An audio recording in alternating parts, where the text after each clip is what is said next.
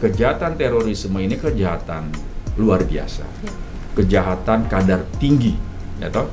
Karena memang aktivitas mereka itu ya kita udah tahu semua, sampai ngebom apa segala macam seperti itu. Jadi apa yang dilakukan terhadap saudara M itu sudah standar ya, dalam rangka mengamankan personil yang melakukan tugas.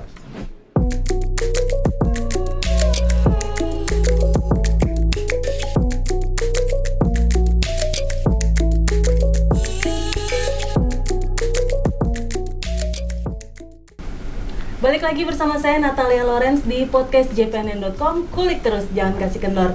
Dan viewers, hari ini kita kedatangan seorang tamu spesial yang di tengah kesibukannya masih menyempatkan diri untuk berbincang bersama podcast jpnn.com. Beliau adalah Kepala Biro Penerangan Masyarakat Divisi Humas Mabes Polri, Brigjen Rusdi Hartono. Halo Pak Rusdi, apa kabarnya? Alhamdulillah, sehat Sehat Mbak Natalia, ya? sehat. Walaupun lagi banyak kasus ditangani di Mabes Polri, Tetap harus bekerja, segar. harus semangat. Puasa lancar? Alhamdulillah.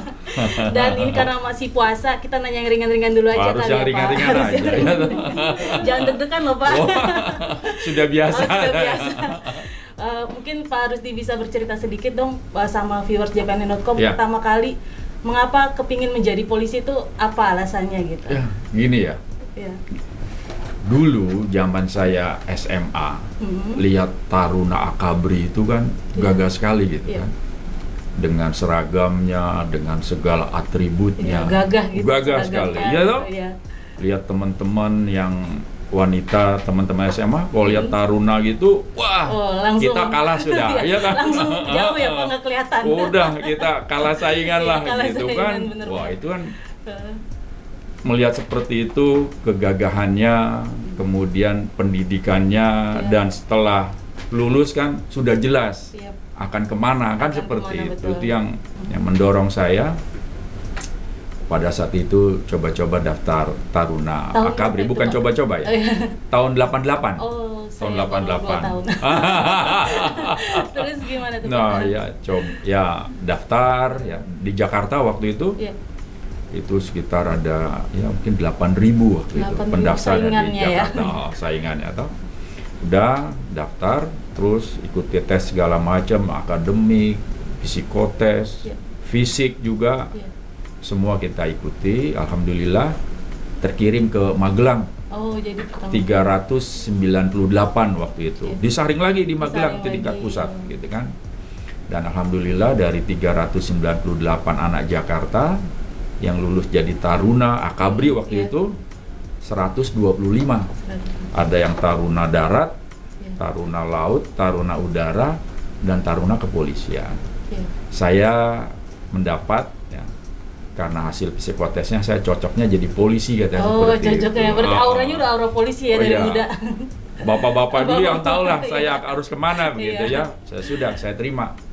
Waktu itu saya bagai Taruna di Akademi Kepolisian. Dulu masih ABRI dulu. ABRI ya. Wah, sudah kan, alhamdulillah cita-cita tercapai gitu. Udah selesai 4 tahun jadi Letnan 2 ya, alhamdulillah sampai sekarang. Betul Mbak Natalia. Tapi kalau dari SMA Bapak nakal atau biasa-biasa aja? Kan biasanya katanya nakal dulu terus total tobat jadi polisi. Iya, gitu. Dulu katanya teman-teman saya SMP-nya saya agak bandel. Bandelnya gimana tuh Pak? Tingkat kebandelan Bapak sampai di mana tuh? Biasa suka nongkrong-nongkrong gitu kan, nongkrong-nongkrong. Iya dong. Kita nongkrong juga. SMP gitu ya. Nah, SMA saya mulai agak baik katanya karena saya ketua Paskibra dulu. Oh iya. Ketua pasukan pengibar bendera di SMA 39 Cijantung itu. Oh, di Cijantung. Saya sebagai ketua, kalau ketua kan kalau nakal atau bandel ya nggak cocok gitu kan. Jadi agak jaim. Bener. Nah, dari situ saya ya modal dari sebagai pasukan pengibar bendera, memupuk kita disiplin, tahu tata upacara, itu menjadi modal ketika saya daftar Taruna Akabri dulu, seperti itu. Kalau Bapak melihat kan Bapak sudah pernah mengalami yang dari pas jadi di ABRI, terus dengan polisi yang sekarang. Menurut Bapak bedanya di mana nih? Oh, jauh. Contohnya jauh, apa aja ya. Perbedaannya gitu? Dulu ketika kita masih di ABRI, ya kan? Masih zaman-zaman Orde Baru dulu, Iya. seperti itu. Ya tentunya perubahan-perubahan sekarang beda sekali. Dulu ya kita jelas berpihak kepada siapa itu sudah jelas ya. Kadang-kadang kita sebagai, dulu saya Kapolsek gitu ya, kepala polisi sektor di Kendal dulu. Jika ada pihak tertentu ada kegiatan, wah bisa kita larang dengan segala alasannya gitu. Tapi kalau kelompok lain adakan kegiatan, kita dukung seperti itu. Ya dulu seperti itu. Tapi sekarang sudah tidak lagi. Satu jalur perintah ya. Iya, seperti itu. Bapak pernah nggak mengalami, maksudnya selama bertugas di daerah Jawa aja atau pernah di luar Jawa? Pernah luar Jawa. Di mana tuh Pak? Saya pernah di Riau. Saya pernah di Kepri di Batam, saya pernah di Makassar, gitu, pernah. Pengalaman yang paling tidak terlupakan selama bertugas ini sudah berapa tahun berarti jadi polisi?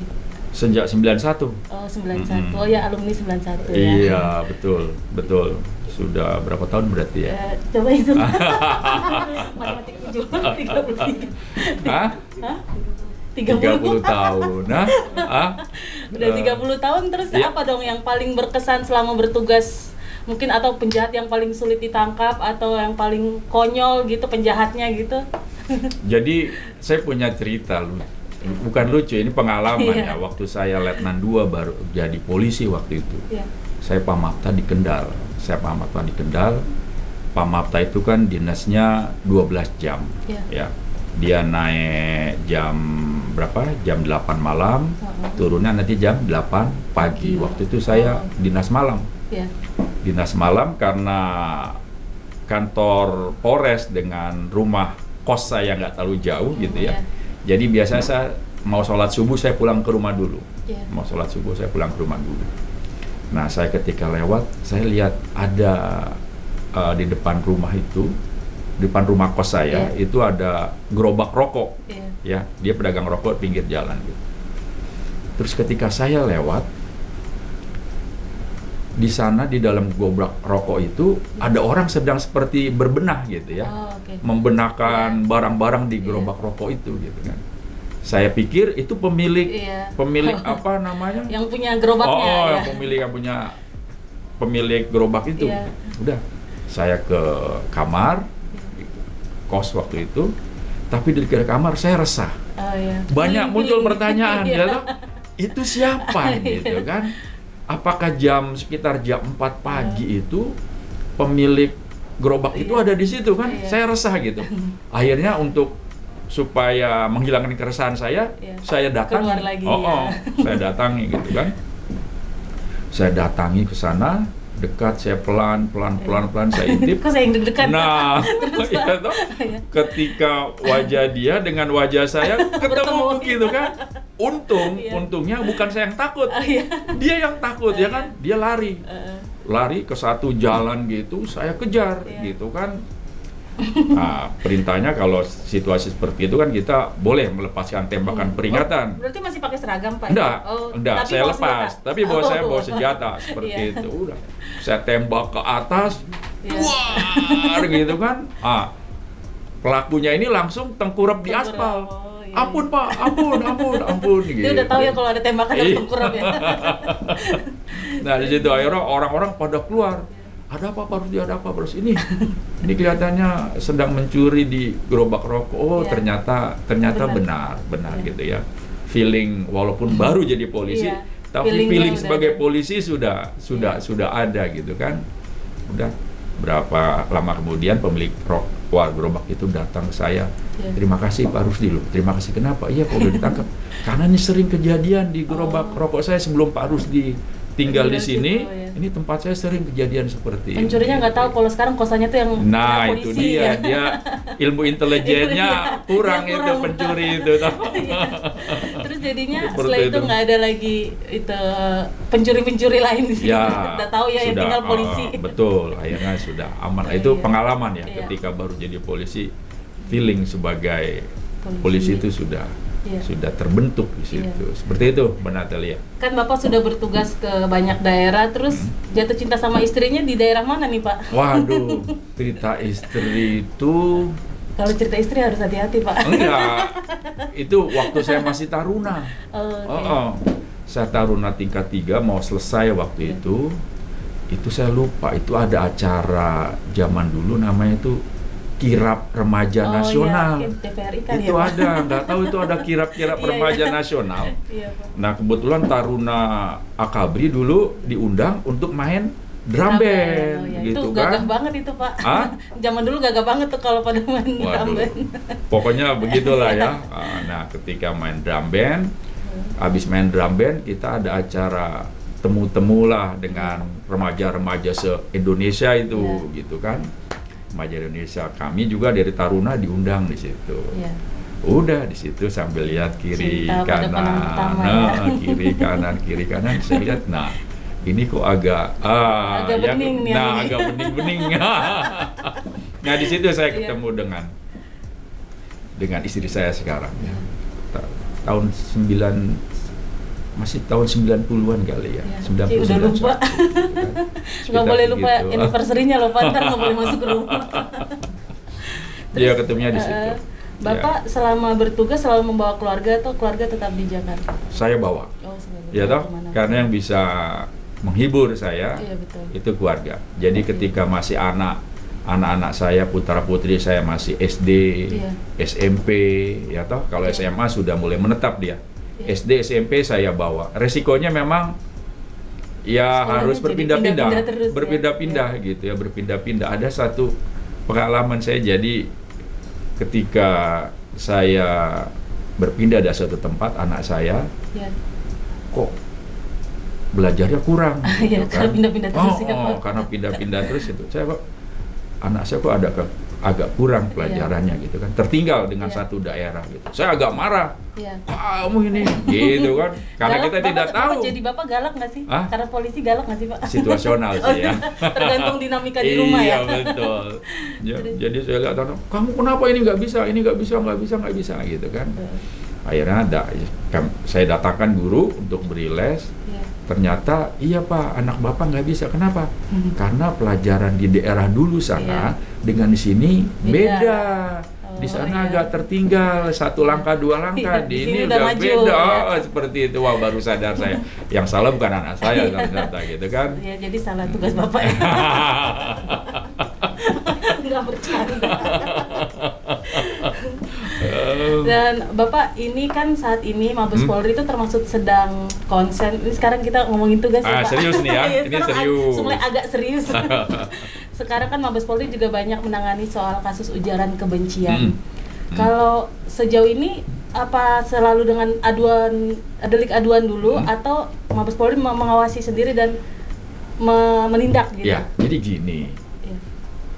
Kalau saya buka data sejak tahun 2018, 2019 sampai terakhir 2020, kecenderungan ya tindak pidana yang berhubungan dengan ujaran kebencian itu semakin meningkat, terutama di media sosial itu.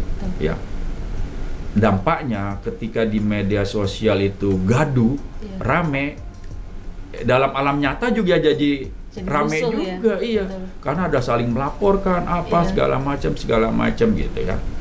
Oleh karena itu 2021 ini Polri punya program namanya polisi virtual.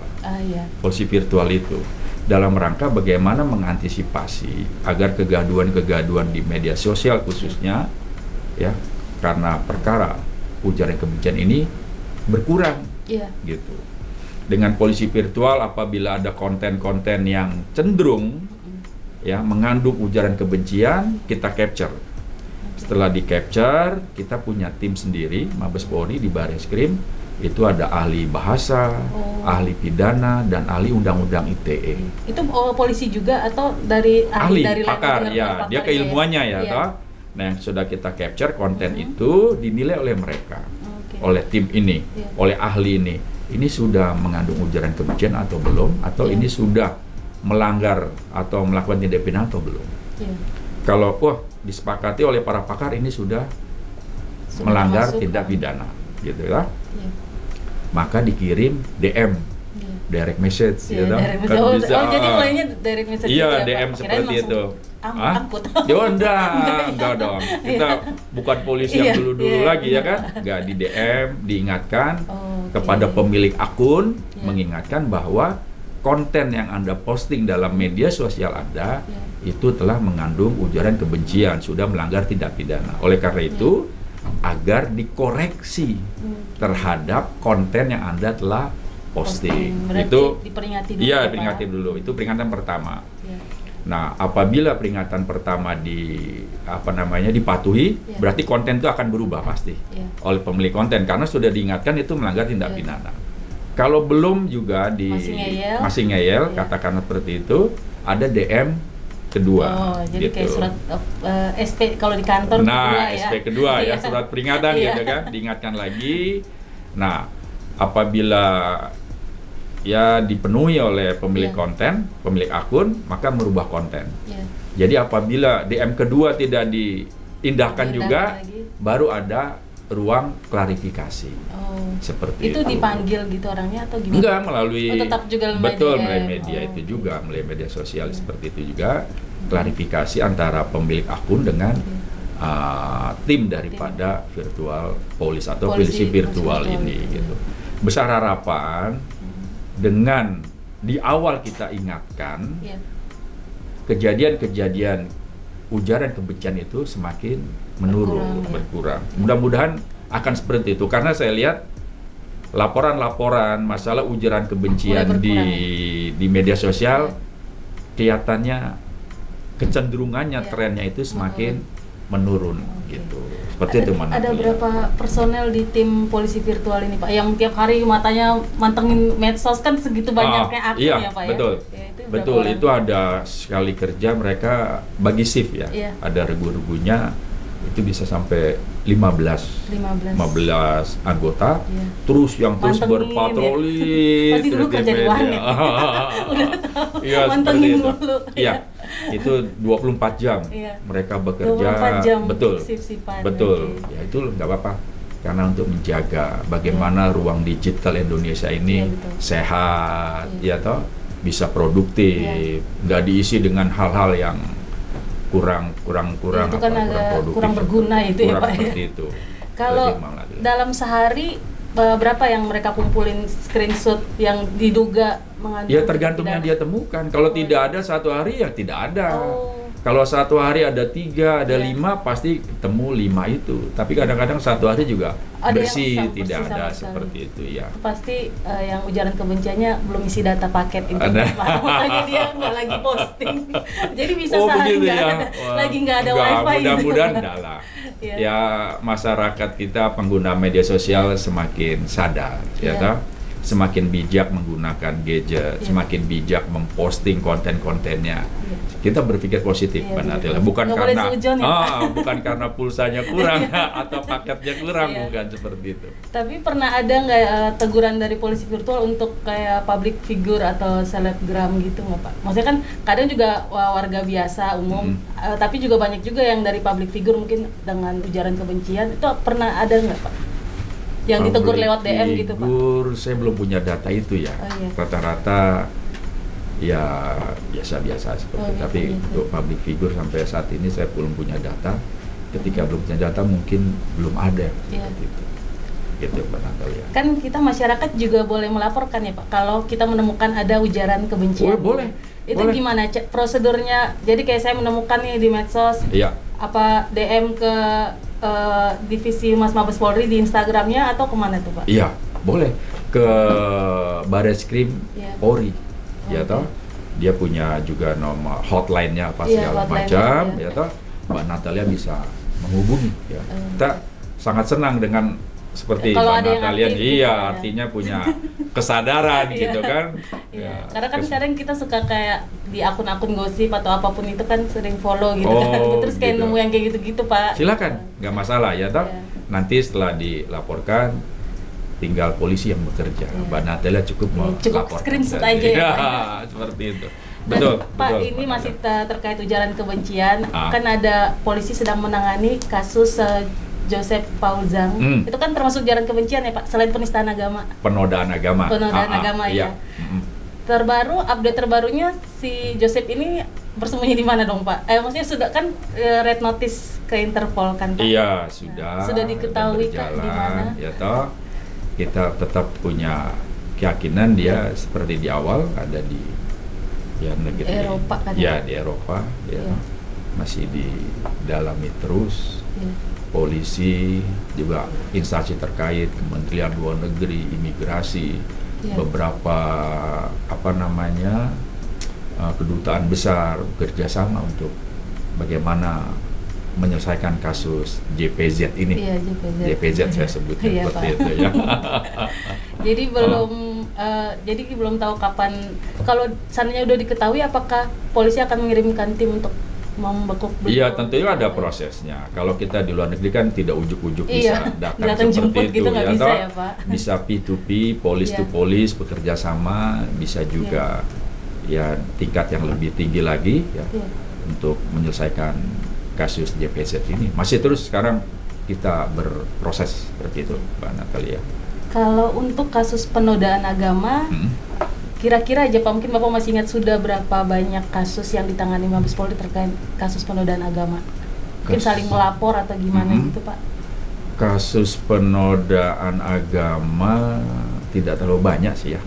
Tidak terlalu banyak, hanya memang pada beberapa minggu terakhir ini ya toh, yaitu selain kasus ZPZ dan juga ada kasus siapa itu yang orang yang Made siapa itu? Oh iya, saya agak lupa sih.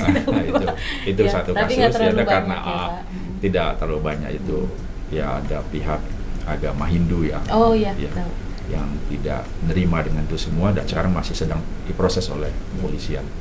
Kalau untuk kasus ujaran kebencian dan penodaan agama itu harus selesai dengan proses hukum atau bisa dengan berdamai gitu nggak sih Pak, kalau kasus-kasus seperti itu? Jadi begini, kalau Polri melihat ketika permasalahan itu personal, ya kalau contohnya saya punya masalah dengan Mbak Natalia gitu kan, di media sosial segala macam, Mbak Natalia menghina saya gitu ya, katakan seperti itu. Nah itu Polri cenderung bagaimana penyelesaian masalah yang personal ini melalui restoratif justice. Dibuka ruang mediasi sebesar-besarnya antara saya dengan Mbak Natalia, menyelesaikan masalah itu. Jika mediasi telah selesai, ketemu jalan keluarnya, ya toh, selesai sudah. Gitu. Ini kalau masalah yang personal seperti ini. Tapi apabila satu permasalahan sudah cenderung mengganggu orang banyak, mengganggu ketertiban, mengganggu kebinekaan, ya kan? Karena kan Bhinneka Tunggal Ika ini. Kalau sudah seperti itu, kelihatannya polisi tegas. Ya, bagaimana Polri menjaga keutuhan bangsa, menjaga kebinekaan. Kalau ada pihak manapun, perorangan maupun kelompok mencoba-coba merusak itu, polisi akan tegas. Sikat ya, Pak? Hukum, bukan sikat. Hukum yang akan Iya. ditegakkan seperti itu. Itu sudah komitmen.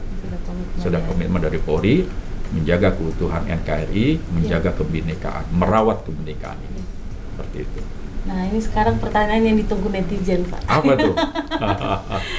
Terkait kasus Munarman, ini kan banyak pro dan kontra, sebagian membela Polri sampai kirim karangan bunga ya ke Mabes Polri itu ya Pak ya.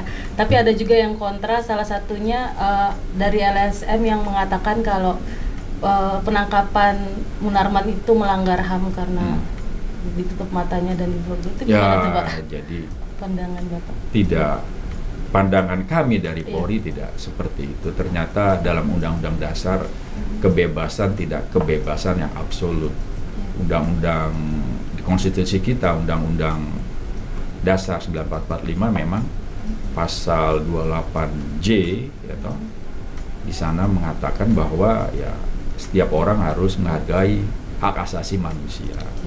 Tapi pada pasal ayat berikutnya, hak asasi manusia itu pun harus juga mematuhi daripada undang-undang yang berlaku seperti itu. Jadi artinya hak asasi ya kebebasan tidak absolut sebebas-bebasnya, ada juga hal-hal lain yang harus dipatuhi. Artinya ketika kita memiliki hak asasi manusia, kebebasan, kita pun harus mematuhi, menghargai kebebasan dari pihak lain yang dimiliki seperti itu.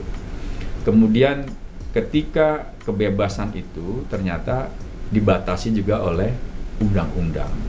Jadi ketika saudara M ditangkap, ya toh, dalam pasal 1 huruf 20, penangkapan itu ternyata adalah pengekangan kebebasan sementara, pengertian dari penangkapan gitu. Itu penangkapan memang melanggar hak asasi manusia, tapi legal, ya, diatur oleh undang-undang itu, gitu. Jadi ketika penangkapan itu memang melanggar hak asasi manusia, tapi itu legal karena pengekangan sementara kebebasan seseorang karena terkait masalah yang harus dipertanggungjawabkan. Itu. Kemudian sekarang, wah, melanggar katanya. Matanya ditutup dan sebagainya. Memang itu diatur ya dalam undang-undang tentang terorisme. Keamanan daripada petugas itu memang diatur seperti itu. Di mana yang ditangkap matanya ditutup dan petugas pengaman wajahnya ditutup. Karena Densus ya. Iya, supaya tidak dikenali oleh pihak-pihak lain yang ada dalam kelompok ini. Karena apa? Kita ketahui bersama, kejahatan terorisme ini kejahatan luar biasa, kejahatan kadar tinggi, ya toh? Karena memang aktivitas mereka itu ya kita sudah tahu semua, sampai ngebom apa segala macam seperti itu. Jadi apa yang dilakukan terhadap saudara M itu sudah standar, ya, dalam rangka mengamankan personil yang melakukan tugas. Ini kan sama saja, coba kita lihat lagi video ke belakang ketika beberapa waktu yang lalu teroris dari Makassar, Gorontalo didatangkan ke Jakarta, kan seperti itu semua, matanya tertutup, ya, kakinya juga terborgol seperti terikat. Memang sudah prosedur seperti itu. Jadi apa yang dilakukan terhadap saudara M sama karena memang Polri dalam ini sedang menangani hal-hal yang berhubungan dengan terorisme. Seperti itu, Mbak Natalie. Kemudian ada lagi protes Munarman yang tidak boleh didampingi pengacara, itu gimana itu Pak? Ya itu kan, ini kita dalam proses penangkapan, ya toh. Penyidik punya kewenangan untuk itu, ya toh. Ketika penyidik masih melakukan tugasnya, ya tentunya bisa melakukan hal seperti itu. Tapi pada saatnya nanti pasti yang bersangkutan akan didampingi oleh kuasa hukum. Jadi itu lebih ke prosedur aja Pak? Iya, prosedur saja karena memang ada hal-hal yang penyidik harus mendalami lagi, ya tanpa terganggu oleh pihak-pihak tertentu. Tapi pada saatnya nanti pasti akan diberi ruang seluas-luasnya bagi kuasa hukum atau keluarga untuk bisa bertemu dengan yang bersangkutan. Karena sekarang masih tahap penangkapan. Seperti itu. Berarti tergantung dari penyidik Densus ya Pak, kapan baru ya, itu subjektivitas daripada penyidik untuk menilai itu semua, gitu ya. Seperti itu, Mbak Natalia. Berarti sekarang karangan bunganya masih banyak nggak Pak di Mabes Polri berdatangan memberi dukungan? Masih ada lah, ya toh, masih ada seperti itu. Dan kan Munarman itu dikaitkan dengan dia ikut serta dalam baiat terkait ISIS gitu ya Pak di beberapa itu. Apakah sudah ada terindikasi itu juga terkait dengan tindakan teror yang peristiwa yang sudah terjadi sebelumnya gitu? Iya, itu kan yang masih didalami oleh Densus, ya toh. Densus melihat ada beberapa peristiwa di mana yang bersangkutan ada di situ. Walaupun tetap kami Polri kan tetap menjunjung ajas praduga tak bersalah seperti itu. Ini kita junjung, tapi pada sisi lain Densus sedang mendalami semua sejauh mana keterlibatan dari yang bersangkutan terhadap kasus-kasus yang telah terjadi yang dapat kita ketahui bersama. Ada yang di Jakarta, ada yang di Makassar, ada yang di Medan. Itu masih terus didalami terus sejauh mana keterlibatan yang bersangkutan seperti itu. Pak Rusdi, ini kan saat ini sudah beberapa minggu terakhir ada banyak bermunculan kasus polisi terjerat kasus narkoba juga. Itu sebenarnya kenapa sih Pak sampai menurut Bapak apa alasan sampai ada oknum polisi yang terjerat kasus narkoba itu? Saya pandang sih ini tindakan tidak bertanggung jawab saja sih. Aturan di Polri sudah jelas. Mana yang boleh, mana yang tidak boleh. Itu sudah jelas Pak. Sejak dididik di pendidikan kepolisian sudah dididik sebagai aparat negara, ya toh, dengan tugas pokoknya melayani, melindungi, mengayomi masyarakat, menegakkan hukum, memelihara Kamtibmas, itu kan sudah jelas semua sih. Apa yang boleh dan apa yang tidak boleh. Kalau melihat saya ada, katakanlah oknum Polri masih melakukan ini, ya saya menilai itu pihak-pihak yang tidak bertanggung jawab saja, oknum. Sebenarnya mereka sudah tahu, ya atau apalagi makin narkoba, dilarang itu. Itu dilarang. Ketika mereka masih melakukan, ya kita anggap sebagai oknum, ya yang tidak bertanggung jawab. Ya tentunya ketika ada hal yang tidak tepat, ya berikan ganjaran saja. Seperti itu sudah. Sekarang pun pimpinan sudah jelas seperti itu, tegas. Pak Kapolri juga seperti itu, ya toh. Masalah narkoba ini sudah, nggak usah main-main lagi sudah. Ya, ada anggota melanggar, sudah ditertibkan saja. Kalau memang sudah tidak layak lagi menjadi anggota Polri, ya masih banyak Polri yang baik kok. Nah, masih banyak juga Polri ingin masyarakat ingin bergabung menjadi anggota polisi, gabung dengan Satuan Bayangkara. Masih banyak seperti itu. Kalau selama ini pengawasan terhadap oknum yang seperti itu tuh sulit nggak sih Pak? Sebenarnya kan kita ada pengawasan internal, ya ada Itwasum, ada Propam juga, ya ada pengamanan internal di Propam ini. Mereka kan bekerja secara, ya istilahnya secara diam-diam mengawasi perilaku daripada anggota Polri itu. Selain mengamati di lapangan, kan senantiasa menerima laporan dari masyarakat juga. Ini yang diterima, dipahami betul laporannya, ditindaklanjuti. Seperti ini proses bagaimana Polri mengamankan di internal seperti itu bekerja terus.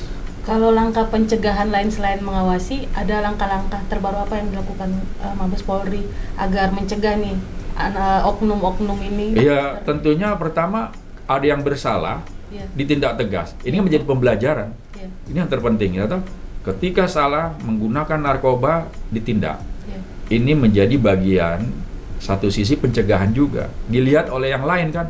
Waduh, kalau saya melakukan itu kira-kira akan seperti itu. Ini bagian daripada pencegahan juga. Kemudian juga di internal tiap hari Kamis begitu ada kegiatan kerohanian. Ya toh, masing-masing ada Islam, ada Kristen, ada Hindu, yaitu masing-masing diberi waktu untuk mendalami masalah keagamaan seperti itu, ya dengan cara-cara seperti itu, ya mungkin tentang yang lainnya juga, tentunya tidak hanya yang negatif saja. Ketika ada yang positif, pimpinan tidak segan-segan memberikan reward seperti itu kan, itu ditunjukkan di kita. Ya pada satu sisi yang salah ditindak, yang sudah baik membanggakan harus diberi imbalan yang positif. Ini menjadi bagian bagaimana ya anggota Polri bisa belajar dari itu semua. Tinggal dipilih aja mau yang negatif atau mau yang positif, silakan seperti itu. Seperti itu, Mbak Natalia. Terakhir Pak, pesan Pak Rusdi untuk semua anggota polisi dalam melayani dan mengayomi masyarakat agar jangan sampai menyimpang seperti yang itu, pesan-pesan Bapak untuk semua anggota Polri. Ya, tentunya kita ingin, ya Polri ingin, semua anggota Polri ingin Polri ini semakin baik. Polri ini semakin dicintai oleh masyarakat, seperti itu Mbak Natalia. Kalau saya senantiasa belajar bagaimana polisi Jepang, polisi yang telah modern dan dicintai oleh masyarakatnya. Ternyata saya pernah ke sana, belajar di sana, menanyakan apa resepnya. Biar dicintai. Iya, biar dicintai oleh masyarakat. Apa Anda resepnya? Dia bicara sama saya, gampang saja Rusdi. Pertama, polisi Jepang bekerja ketika ada laporan masyarakat, Ya. cepat tanggap. Ya toh? Cepat tanggap. Ketika ada laporan, cepat ditanggapi. Kedua, ketika menanggapi laporan masyarakat, dilakukan semua dengan keikhlasan, tanpa pamrih, seperti itu. Nah, ya, ketika masyarakat butuh, polisi cepat datang tanpa pamrih, karena memang utuh dia melaksanakan tugas seperti itu. Ini saya harapkan juga polisi sekarang di Indonesia, di Polri juga seperti itu. Ketika ada masyarakat butuh polisi, datang tanpa pamrih. Yang dia bawa adalah dia sebagai anggota Bayangkara yang sedang melaksanakan tugasnya melayani masyarakat, seperti itu. Saya berharap juga seperti itu. Ya, polisi-polisi di Indonesia datang cepat tanpa pamrih, semua dia laksanakan semua dengan ikhlas.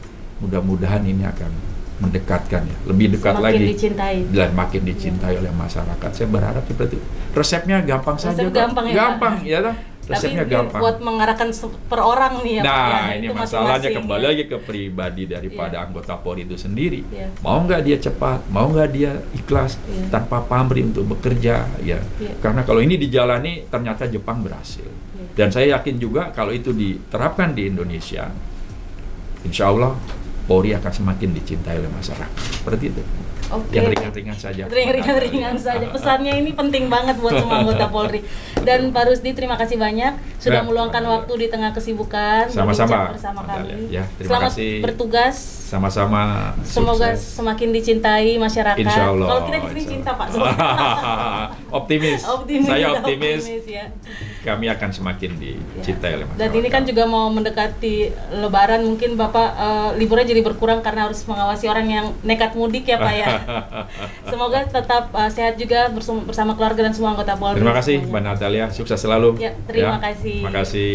Dan untuk viewers JPNN.com dimanapun kalian berada, jangan lupa untuk tetap menjaga kesehatan di tengah masa berpuasa ini, dan jangan lupa untuk jangan sampai mudik seperti yang dipesankan oleh Mabes Polri. Jangan mudik dulu, silakan mudiknya virtual aja ya, Siap, Pak ya. Betul. Dan nantikan podcast JPNN.com pekan depan bersama saya Natalia Lorenz.